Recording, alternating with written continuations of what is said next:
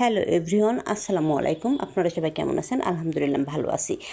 আজকে আমি আপনাদের সামনে দেখাবো দুইটা মাছ ফ্রাই রেসিপি। আর এই মাছ ফ্রাই রেসিপিটা আমি তেলাপিয়া মাছ দিয়ে করেছি। আর এই জন্য আমার লাগছে দুইটা বড় বড় তেলাপিয়া মাছ। এটাকে এখন নাইফের সাহায্যে ভালোভাবে আমি কেটে নিয়েছি। আমি স্কিনে যেভাবে দেখিয়েছে ঠিক এভাবে কেটে নিয়ে এটাকে ভালোভাবে ধুয়ে পরিষ্কার করে নিয়ে এখন একটা বলে রেখেছি। তারপরে এর ভিতরে দিয়ে দিলাম মাংসের সমস্ত প্রকার মশলা, আদা রসুনের পেস্ট, জিরা গুঁড়া, ধনিয়া গুঁড়া, হলুদের গুঁড়া, মরিচের গুঁড়া, স্বাদ মতন লবণ, আর দিয়ে দিয়েছি সয়া সস, আর দিয়েছি সামান্য একটু গরম মশলার গুঁড়া দিয়ে এটাকে এখন আমি ভালোভাবে মাখিয়ে নেব। ভালোভাবে মাখিয়ে নিয়ে এর ভিতরে কিছুটা তেল দিয়ে এটাকে আমি ভালোভাবে মাখিয়ে নিয়ে প্রায় আধা ঘন্টা থেকে 1 ঘন্টা এটাকে ঢাকনা দিয়ে ঢেকে রেখে দেব।